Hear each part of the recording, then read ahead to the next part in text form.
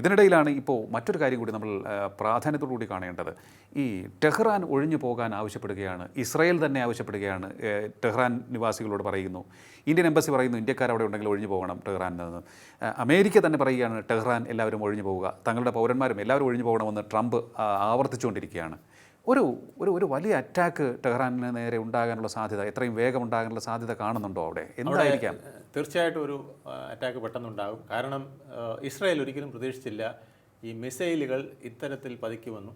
ഒരു കുറേ മിസൈലുകളായിരിക്കും, അത് ഞങ്ങളുടെ ആൻഡോം പ്രതിരോധിക്കും, അതിനിടയ്ക്ക് നമ്മൾ അടിച്ചവൻ്റെ ജോലി തീർക്കുമെന്നാണ് വിചാരിച്ചത്. പക്ഷേ ഇറാൻ ബുദ്ധിപൂർവ്വം ഒരു കാര്യം കണ്ടുപിടിച്ചു, ഈ അയൺ ഡോമിനെ എങ്ങനെ പ്രതിരോധിക്കാം, എങ്ങനെ കബളിപ്പിക്കാം, എങ്ങനെ മറികടക്കാം എന്നുള്ളത് കണ്ടുപിടിച്ചു.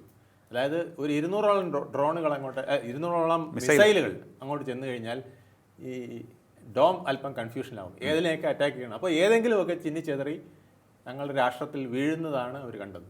അപ്പോൾ ഒരു ചെറിയ വീഴ്ചയാണെങ്കിൽ പോലും അതിന് ആഘാതം ഭയങ്കരമാണ്. അപ്പോൾ അതാണ് അവർ അനുഭവിച്ചുകൊണ്ടിരിക്കുന്നത്. 25ഓളം പേര് മരിച്ചു, 300 പേർക്ക് പരിക്ക്, പല കെട്ടിടങ്ങളും തകർന്നു. ഈ വിധത്തിൽ വന്നപ്പം പെട്ടെന്ന് അവർ പോളിസി മാറ്റി. അവർ അവിടുത്തെ വ്യോമ പരീക്ഷ ഉണ്ടായിരുന്നത് മുഴുവൻ തകർത്തു, ഇറാൻ്റെ. അപ്പോൾ ഇനി നമുക്ക് എപ്പോൾ വേണോ കയറി അടിക്കാമെന്നുള്ള രീതിയിൽ നിൽക്കുകയാണ്. അപ്പോഴാണ് ഈ മിസൈൽ ഇങ്ങനെ വന്ന്, പിന്നെ ആ മിസൈൽ വന്നാലും കുഴപ്പമില്ല, തടുക്കുമെന്നാണ് വിചാരിച്ചത്. അപ്പോൾ തടുക്കാൻ പറ്റാത്ത വിധത്തിൽ അവർ ഒരു തന്ത്രം കണ്ടുപിടിച്ചു. ഇതിന് പുറമേ പറയുന്നത് ഈ മിസൈലുകൾ ഇങ്ങനെ സൂപ്പർസോണിക് മിസൈലും കൂടെ അതിൻ്റെ ഇടയ്ക്ക് വിട്ട് കഴിഞ്ഞാൽ അതിനേക്കാൾ ദുരന്തമാണെന്നാണ് പറയുന്നത്. കാരണം ഇത് ഒട്ടും പ്രതിരോധിക്കാൻ പറ്റാതെ വരും. കാരണം ഒരേ റേഞ്ചിലല്ല, വേറെ റേഞ്ചിലാണ് വരുന്നത്. ഇതെല്ലാം കണ്ടുകൊണ്ടാണ് ഇനിയിപ്പോൾ ഈ ലോഞ്ചിങ് പാഡ് തകർക്കണം എന്നുള്ളതാണ് അവരുടെ ഉദ്ദേശം.